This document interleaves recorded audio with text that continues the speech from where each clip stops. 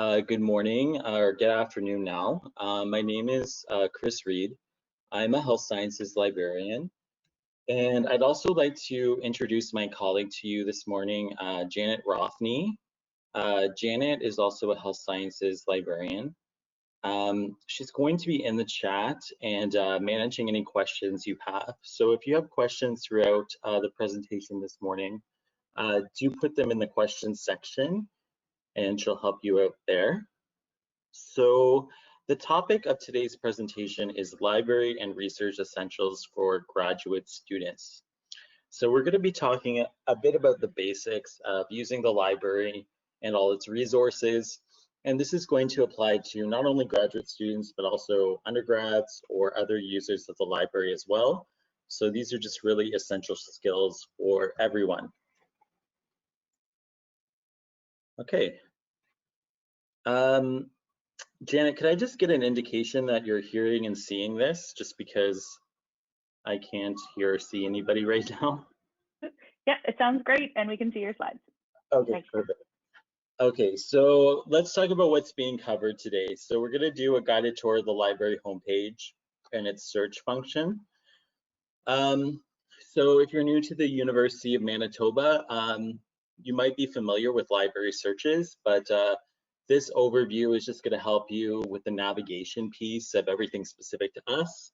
And if you're familiar with Manitoba, hopefully you'll learn something new today with that process. So I'll show you how to search for books and articles. We're going to talk about what to do when we need help, requesting help from librarians and library staff. We're going to use the library browser extension. We're going to have a look at various databases for finding research articles for our own research work or coursework or preparing for publications. And then we're also going to get into some citation management software discussion, which is really going to help us with writing and citing and creating bibliographies for that work. Okay, so I'm going to start off by going to the library homepage, so this very basic link here.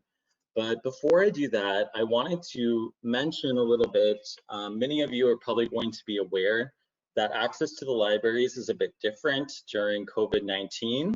So some things that are really noteworthy are that you're not able to get into the libraries right now to like browse the stacks and look at books. The libraries are offering some bookable study space at 2 of our libraries currently. So that's at the main Defoe Library on the Fort Garry campus and also at the Sciences and Technology Library. So I'm going to go ahead and go to this link. This link has all our information on service changes during COVID-19. I'm also going to show you a little bit later how to get here from the homepage yourself. So just keep that in mind. But what this page has on it is all of that information that I just mentioned. So one other thing to note is that you're able to pick up physical books from hold lockers currently. And I'm going to go through that whole process in the library search of how to request print books and pick them up at hold lockers and where those locations are. So there's information about physical spaces and how to book that space. The links are all here. We also have some links to get in touch with us if you need help, or online workshops, services that are available over the internet. One other thing to note right now is that late fees have been suspended, so that's kind of a nice thing to know. But okay, without further ado, I'll take us to the library homepage here. So it looks like this. The first thing I want to talk about on the homepage then is the search bar. So this search will retrieve not only physical books that are in our library holding, but it also is able to access everything that the library makes available to us in terms of journal articles, digital resources, ebooks, etc. So it's a really powerful catch-all search. So we'll start out by doing an initial search. So say I'm in a literature course and I'm talking about this book, Survival, This is a book about Canadian literature and how it all has to deal with the theme of survival. So I can look that up with the information I was provided in the course. And after I've done my search, what I'm noticing is that the search has retrieved different types of materials. So here I have an article, so it's related to that book, but it's a journal article, criticism related to that theory that she's positing in that book. But then there's also books and other types of materials as well. You'll notice on the left-hand side that there's a bunch of filters you can add to filter your results. So here under resource type, I may know that I'm looking for this specific book. So I have a look at the resource types, newspaper articles, conference proceedings, etc., and just select books. And so now I've narrowed this down to books. And here is the title I was looking for, Survival. It's by Margaret Atwood. So one thing I'm going to do every time I come to this library search is sign in. So the sign in is here or also at the top right. It's going to ask me for either my UMNet ID or my 14-digit library card. So I'll sign in today. Once I'm signed in, it's going to show my name, so I know I'm signed in. So I'm going to go ahead and click on my book. I'm noticing that there's 2 copies available, so they were published at different times. But I'm seeing that this book is available, and it's available at one of our libraries. And I want print access to this book, so I'm going to go ahead and click on it here. So here I am at the record for this book, and it's telling me it's available at one of our libraries. So the next thing I want to talk about is how I request this book and pick it up at a hold locker.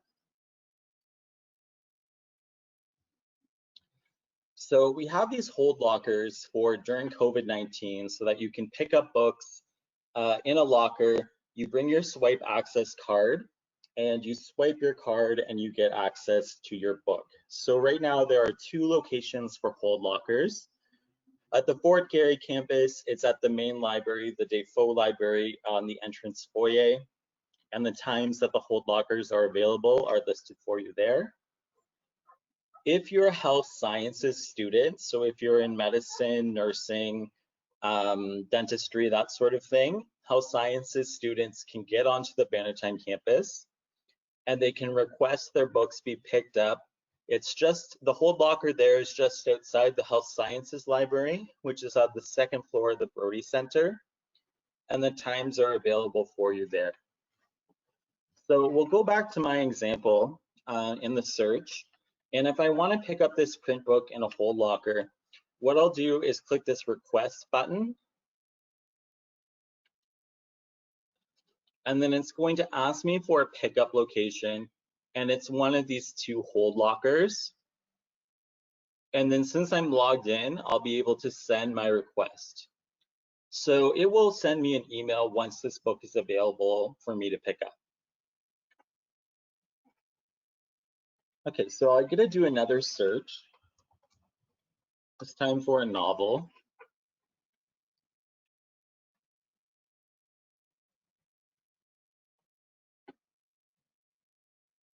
So once again, I see 3 different editions for this book. It was published at different times. It's a very old book, obviously.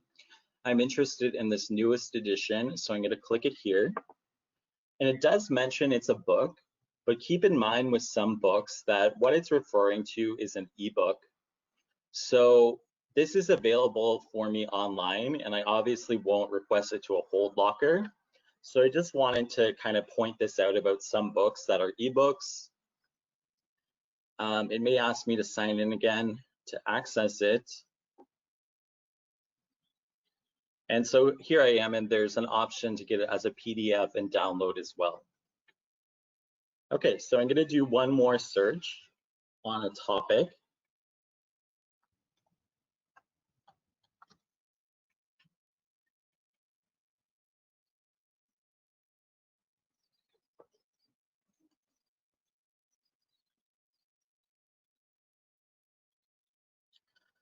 So what I wanted to do with this example was show you some other things that are available on the page for individual resources in our search. So if you scroll down, you're going to get to a list of subjects. This can be extremely helpful or interesting if you are doing research on a specific topic and you want to find similar resources for your research or coursework on that topic. So I have a look at the subjects. Some of them start out really broad and then they become more and more specific. So I could click this one and it brings me to an advanced search.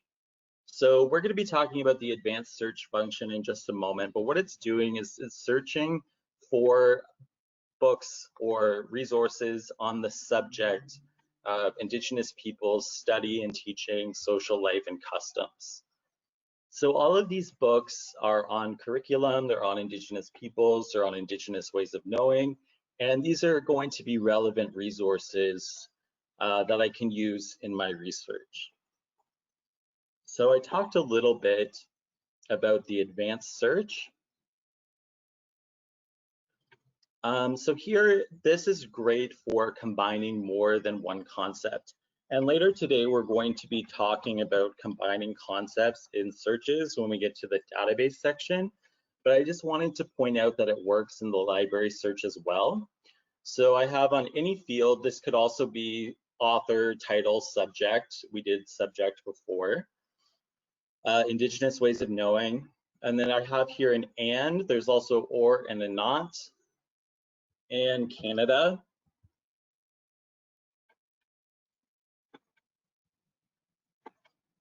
So now when I do this search, I know these topics are going to be both on Indigenous ways of knowing and on Canada. And for instance, this resource is about Indigenous ways of knowing in the Arctic, and it's a Canadian resource. So I have a sense that this could be relevant to what I am looking for. Before we leave the search altogether, I did want to point out one more thing. And that is this browsing that's going to be at the top tab of any page that we're on in the library search. And this could be interesting, especially for possibly grad students. So on the left here, you're going to be able to pick your discipline or subject and narrow it down further. And if you know of journals that are popular in your field and you're interested in browsing through entire issues of those journals as though you had a physical copy in front of you, browsing is really useful for that. So for instance, I could pick this journal, and what I'm seeing here are all the issues and all the articles in order as they appear in that issue. And I can click through them to read those articles. So it's going to go through to this, and then I'll be able to get to the PDF. So keep that in mind. Okay, so we're going to return now to the library homepage. The next thing I wanted to talk about is the Google Scholar tab that's right under the search bar here. So many of you are going to be familiar, obviously, with Google, some of you with Google Scholar. It's a powerful tool for finding research and articles that we need for coursework and publications, etc. And it's using the Google search algorithm, which is really great at best match. So we'll do my example again. And when you log in through the library homepage tab, the benefit you're getting is this check library access beside every journal, article, book, or resource on the left. So what I'm able to do is check library access, and then it brings me into the library search. And it says full text available. And I can get it since it's online from any of these places. So I'm just picking one at random. And so I was able to get to the PDF for this journal article from Google Scholar without getting paywalled because I accessed it through the library. And I'm always looking for a check library access button when I'm in Google Scholar. So that's a very useful thing to know about as well. One more thing before we move on, this Ask Us button is really useful. If you're using library resources or you're writing a paper or what have you and you have questions, this is a chat feature and you're always going to be chatting with library staff or a librarian at the University of Manitoba. And they're going to try to help you with your question. And if they're not able to help you, they will refer you to the appropriate librarian who's going to be able to provide some answers for you. So keep that in mind that Ask Us is there for you.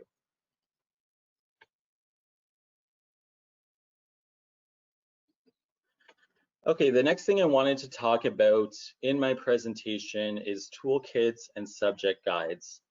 So what this is basically is web pages created by librarians that provide us with information that can help us in the research process. So subject guides are specific to individual subjects and disciplines, and toolkits can be the same or could be on a variety of topics, such as how to build a thesis or how to do data visualization or different components of research and work at the university. And we'll see many examples of this because we'll go back now to the library homepage. And all of that is going to be under subject guides. So here I have the subject guides organized by subject. And then when I click all guides, I'm able to get to other pieces of information that librarians have provided. So to help you understand what's in these, I've come up with two activities here. So we'll start with the first one. So go to the library homepage, click the subject guide tab, and I would like in the question section, if you could just tell me what subject or discipline you're in, and if you could access a guide for your discipline and just list 2 or 3 examples of the types of information that's found on the guide.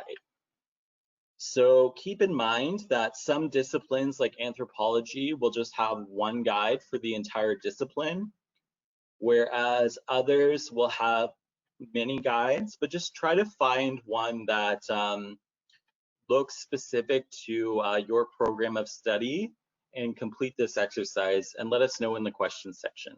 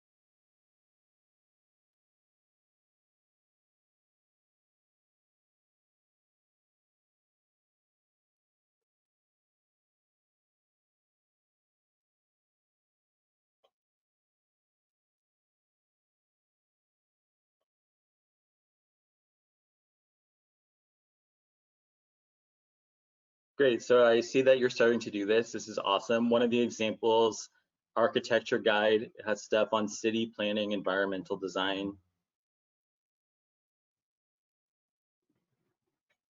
Great.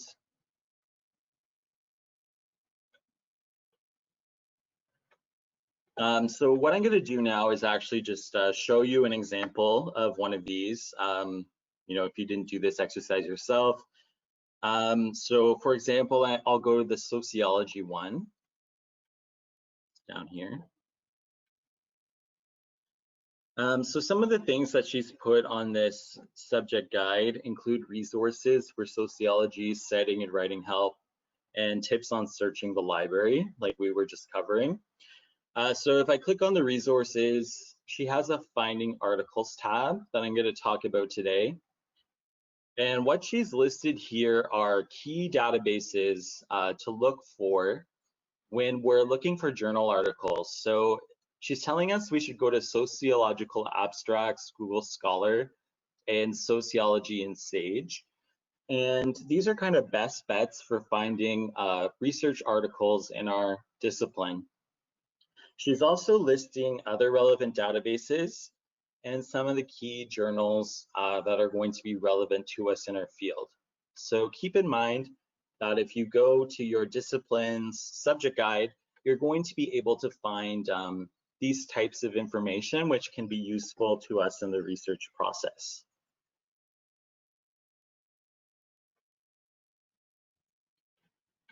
So the next activity that I had was to go to the All Guides tab in Subject Guides and look up the Thesis Toolkit, Research Services Toolkit, or Research Services for Grad Students Toolkit, and talk about the types of information found on each of those guides. So you can let us know in the chat when you've accessed one of these, and if you are able to tell us what's on these, let us know in the question section.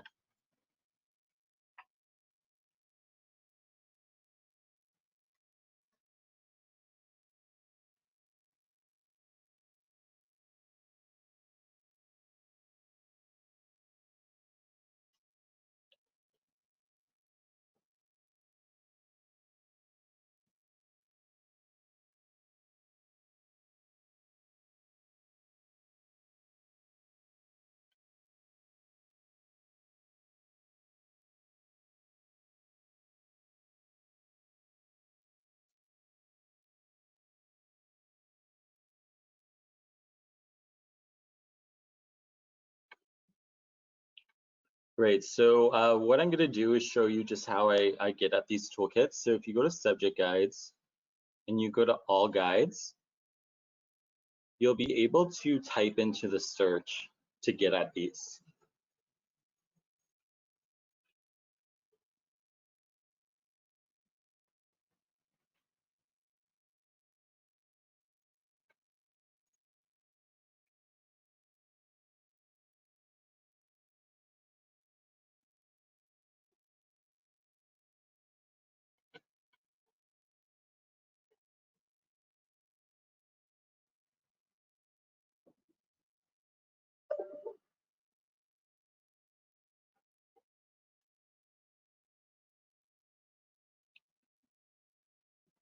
Okay, so I'm not seeing too many responses in the chat on this, so that's okay. I'll just do a demonstration of one of them. So one of these pages that I wanted to talk about with you guys was the Research Support and Digital Services page. So this is going to have lots of information on it that could be relevant to you from the library when we're doing our work. So let's go to this actual resource. And what this toolkit is providing us with is information on data management, author support when we're starting out working on our publications, and things like data and GIS. So if we're working with statistics, the library is providing us with how-to tools to do this work. And you can, for instance, arrange to meet with a librarian for assistance to work on data visualization projects. So just be aware that there's a variety of toolkits out there from the library on different topics. And the way you search for those is by going into Subject Guides, All Guides, and searching.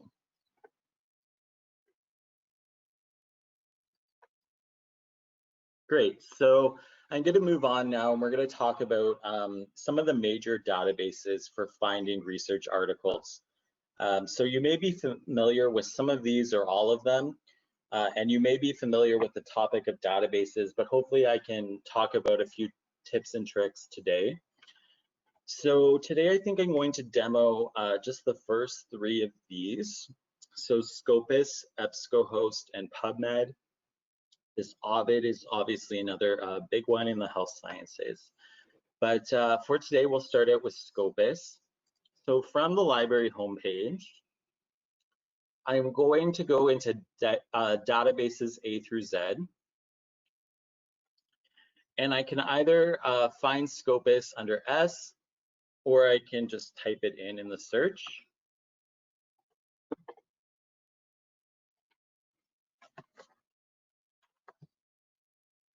Okay, so this brings me to Scopus. So what is Scopus?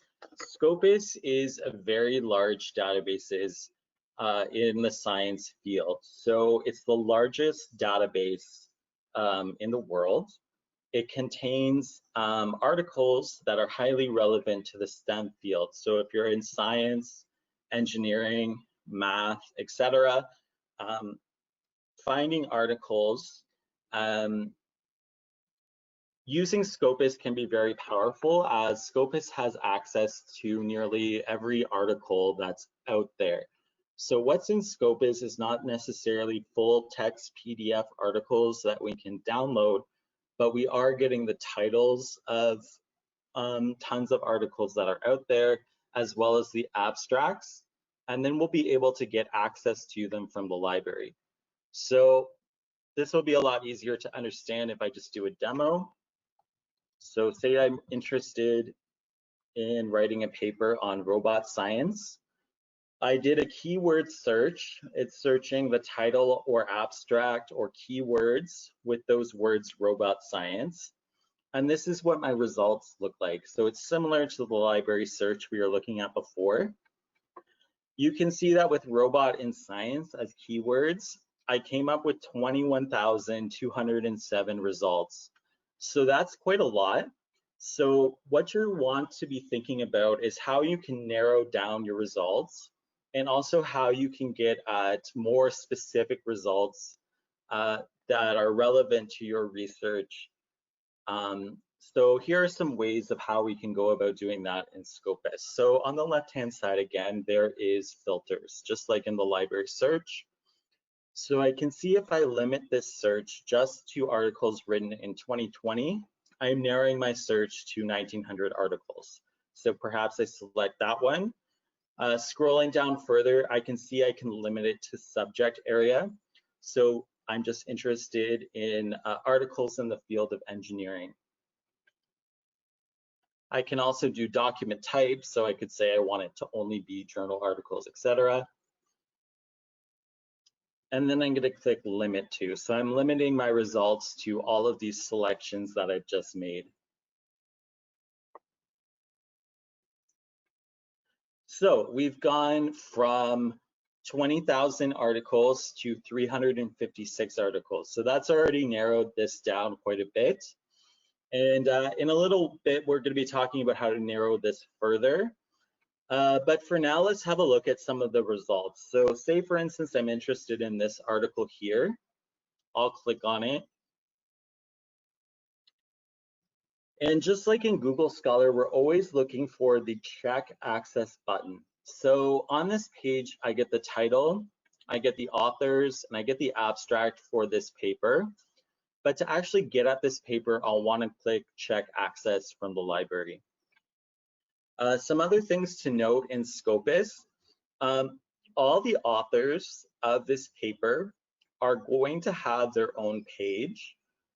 And on that page is going to be a list of all of their publications. So if I'm really interested in one author's work, I know that this is available to me in Scopus.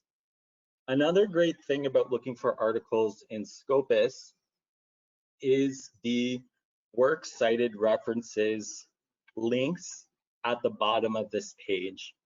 So what this is the list of every work that the author cited in writing their paper. But the benefit in Scopus is that it's also linked. So if I'm interested in this article, it's relevant to my studies. The author used it in this paper, and I'm going to use it in mine. I can click on it, and now I'm on the record for this, whatever this resource is. And I'll be able to get it from the library. So that's one of the benefits of using Scopus in searching. I can get to like materials from my individual material that I started out with. Okay, so let's move on to the next resource.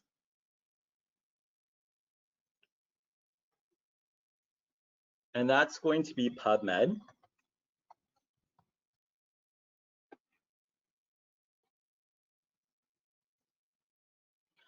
So we talked about how Scopus is highly relevant in STEM fields.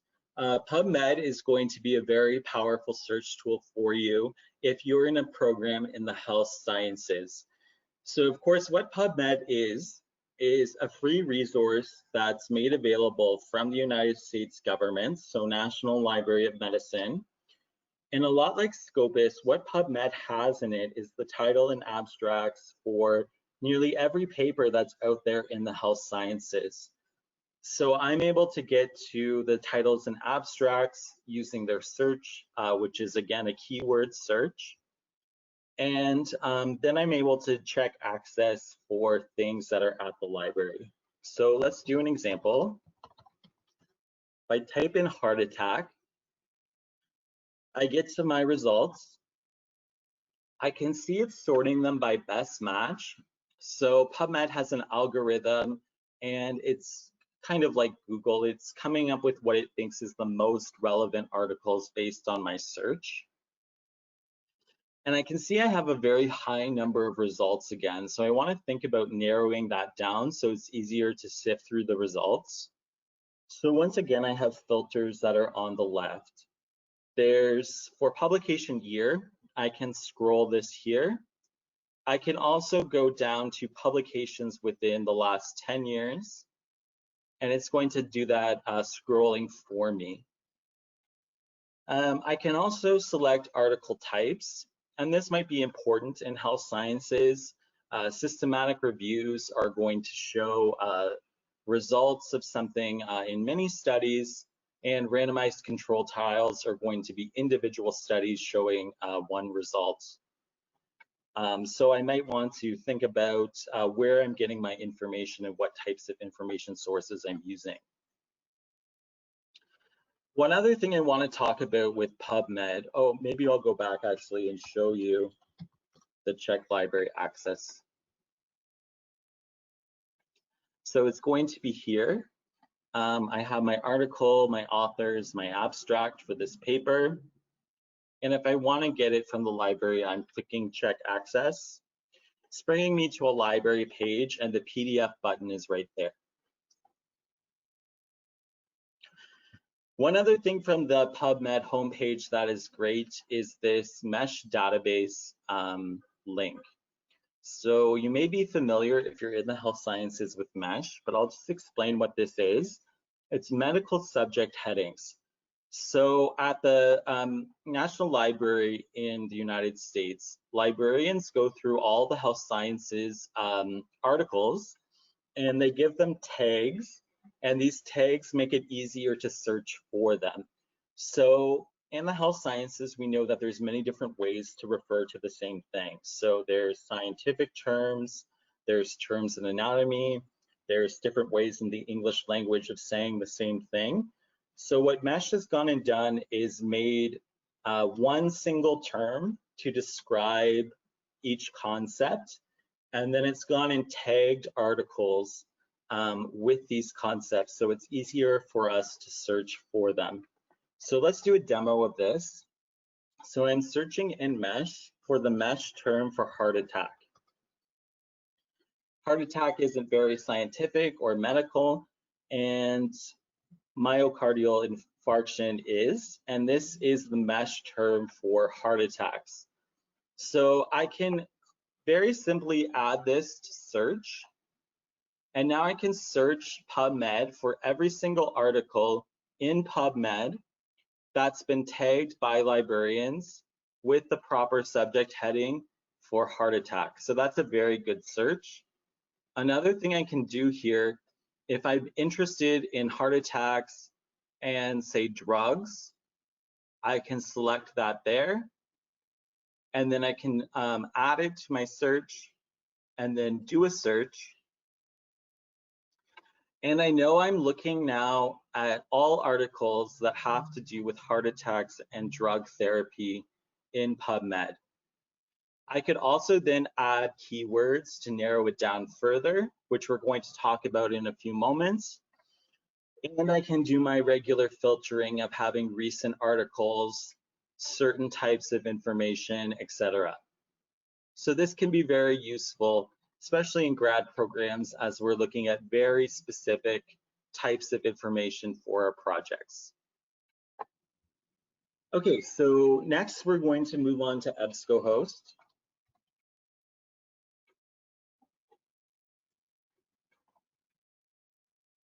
So we talked about a big science technology database, Scopus. We talked about a big health database of Pubmed. Similarly, EBSCOhost is a very large database, and you're going to be able to access articles in the social sciences, humanities, arts, etc. So EBSCOhost has access to much smaller databases that are more specific. So for instance, Anthropology Plus has access to a bunch of journals in the area of anthropology. So I could select only that and search Anthropology Plus, or I can select everything. And selecting everything sometimes is a good idea because I may want interdisciplinary materials, or some articles may be included in larger, broader databases, as well as more specific ones. So if I just select all of them and make my search specific enough with my keywords, then the results are going to be okay. So I recommend just selecting all of them and continuing. And here again, we have just a very basic search bar. So I'll use my example from before. And we're getting to basically all the same components that were in our library search and in the other databases. We have our results listed. It's telling us what type of material it is. It's providing us with different filters that we can add if you want only journal articles, etc. It's providing us with a subject filter and more. On our individual resources, we can click on them and we can find the Czech library access button to get to a PDF copy of this from the library. So now I want to move on and talk about some more advanced searches. So we talked about how to get into these databases and use basic search function, and we talked about narrowing down with filters, but really what we want to do is be looking for this advanced search button so that we can get at highly specific topics and information for us. So I'm going to talk now in the presentation about a few tips and tricks for doing that. So in all of the databases we covered today, we can use these Boolean operators and, or, and not, as well as asterisks and quotation marks to help us narrow our search results and get at very specific pieces of information for our resources. So if you remember back to the library search, I did a search Indigenous ways of knowing and Canada. So I did that to find resources with all of those terms. All of the results had to be on both of those two topics. And then the result is that I got fewer total results. It narrowed my search down. I'm going to then use OR to find resources with any of the terms. So for instance, if I'm doing a search on the death penalty, I might use OR to say death penalty or capital punishment.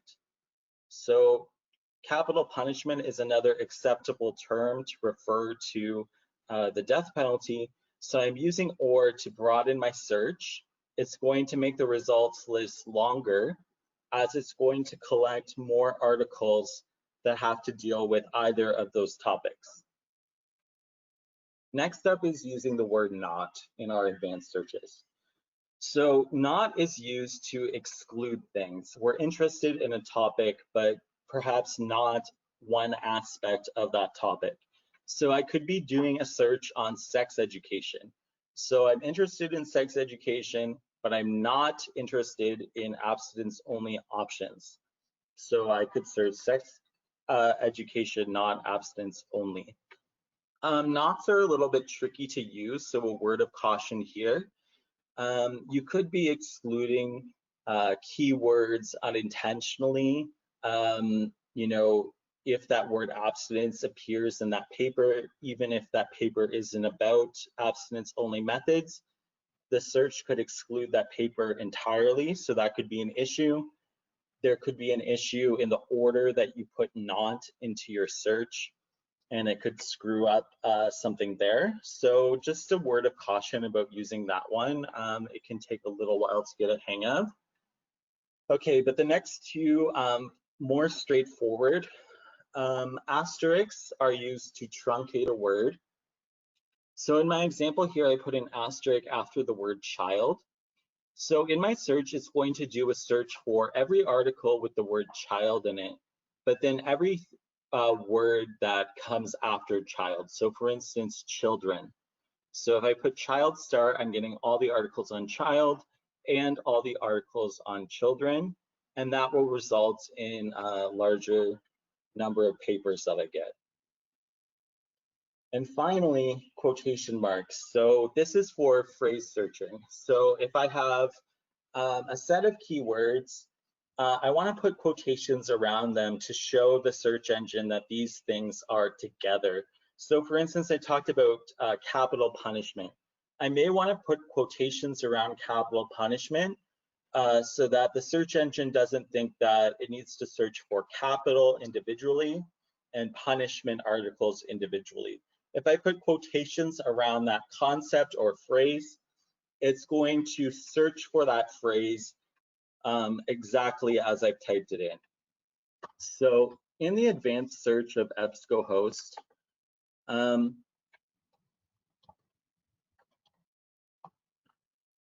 I have the option then to add and or not to get at a smaller list of very specific resources related to those topics. And keep in mind that even if I don't have this advanced search that looks like this, if I'm just doing a basic search in EBSCOhost, I can also just type the word and.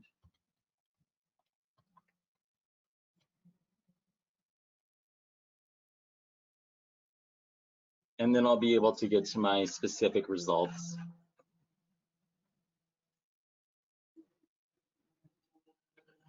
Okay, so we have about 15 minutes left. So now that we have our articles, hopefully that helps with finding some articles that are specific enough. I want to talk about some things the library offers for help with writing and citing and creating bibliographies for those. So we have a citation manager guide, and what it talks about is these three software tools. So Zotero, Mendeley, and EndNote.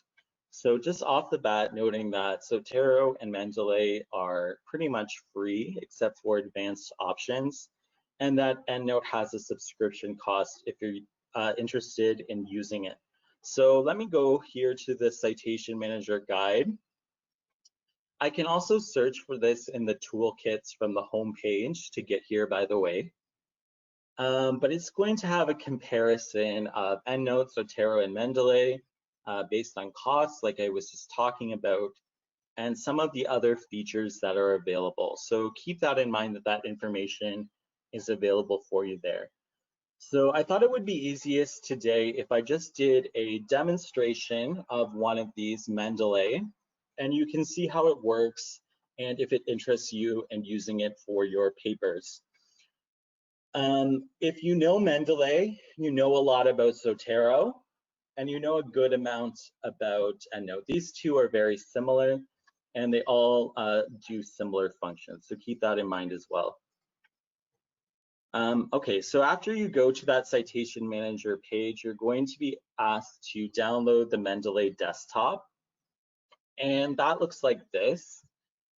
And after I've collected all of my articles by, say, searching in Scopus, checking library access, and then downloading PDFs, I'm able to just drag PDFs for individual articles that I found into my Mendeley desktop. So here I have 2 PDFs for different research articles. So I can click on them and I can read them in Mendeley. It has that option for me. But what this is going to help me do is it's going to help me generate citations for my papers for me, so I don't have the messy work of doing that myself. So always looking when you drag in your PDFs that Mendeley has collected this information. This includes the year of publication, we need the volume number, who the authors are, what the title of the journal article is, etc. Sometimes clicking search can help collect that information as well. After I've downloaded the Mendeley desktop, it's going to prompt me to install the Microsoft Word plugin.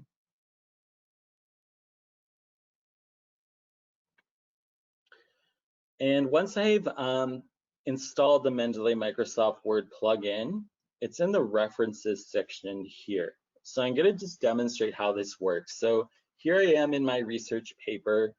It's on the topic of addictions, and I've written up to the point of needing a citation.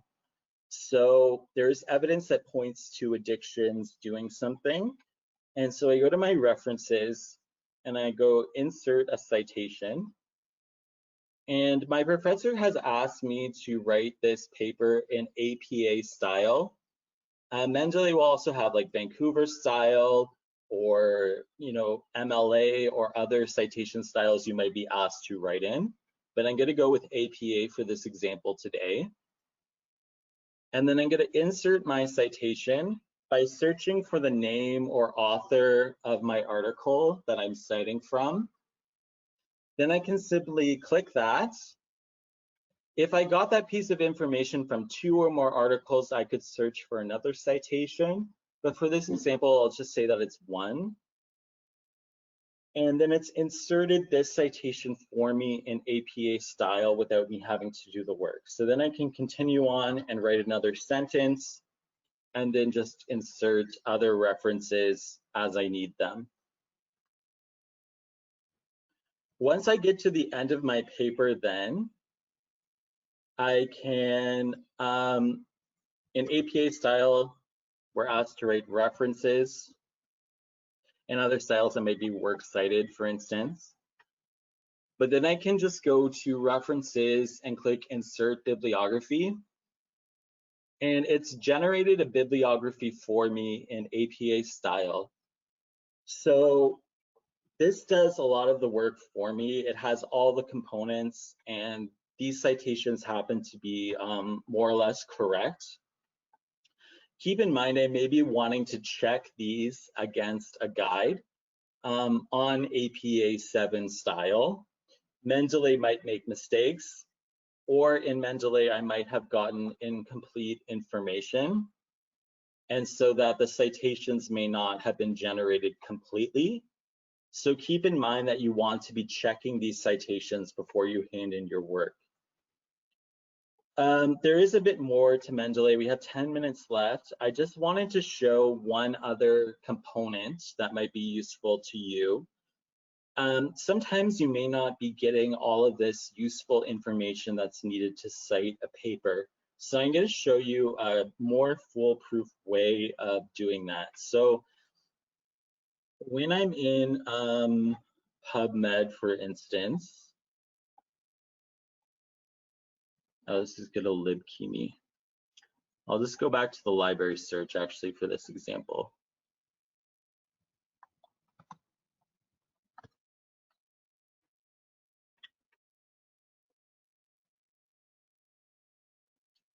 So here I am in a book. I'll also get here from Scopus or Pubmed a lot of the time to get access to my individual articles or books. So what I'm looking for Mendeley is this export RIS. So what an RIS file is just all of that information, like the title, the authors, when it was published, the volume of the journal article, etc. So I can click export RIS and download it.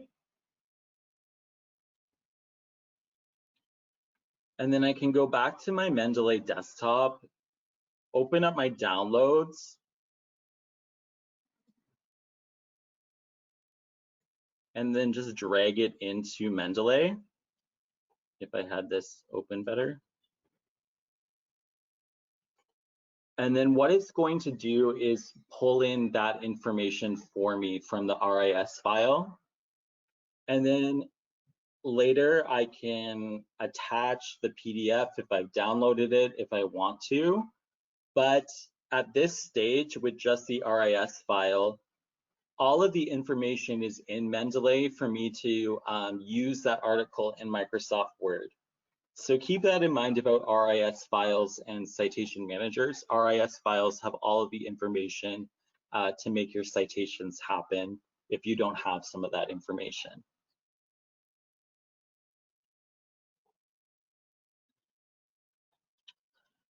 So I tried to cover lots of ground today. I don't know how successful that was. We hopped around quite a bit. But as promised, kind of in the description for this session, was an ultimate research trick for helping you when you're doing your work. So this is to identify your subject librarian. And you can book appointments with your subject librarian, and they're going to send you a Zoom link or a phone number, and you're going to be able to ask them questions about writing papers or searching for individual articles. And this is a really useful thing to do, as these people are designated to help you out. So I wanted to go back to my other example. If you go to your subject guide or locate a subject guide,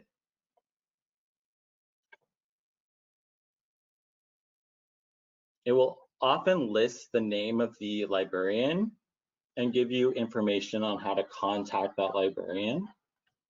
Another way from the home page is to go to Get Help. And there's a Find the Librarian for your subject area here. So you can select them. And then you're looking for this Schedule Appointment button. So now what I have here is Victoria's schedule, and I can pick a day and a time that's open in her schedule that works for me. And I'm going to be able to set up an appointment with her. So say like 12:30 next Wednesday. And I'm just gonna put in my name and email, that I'm a grad student, and that I need help with, say, citation, I need help with Mendeley. And then I'm gonna tell her about my problems so she can prepare a little bit. And then I'll be able to have a Zoom meeting with her, and she's going to help me. So just keep in mind that that's a really useful option that's available to you, along with the AskUs if you have a more general or quick question that's maybe less in depth, your call on that. One final library essential and tool that I'm going to talk about today is the other workshops that are available from the homepage under Researcher Workshops. So we covered a lot of essentials today. If you want to go more in depth into a specific thing, for instance, if you want to go more in depth in Pubmed and Scopus, or a variety of other topics, there are sessions coming up throughout the fall. And keep in mind that the library also has a YouTube page where past sessions have been recorded. So if you missed a session, for instance, on preparing for your first publication, that can be on our YouTube page as well. So you have 5 minutes left. So thank you for listening. And if you have any questions, we can put those in the question section now. Thank you.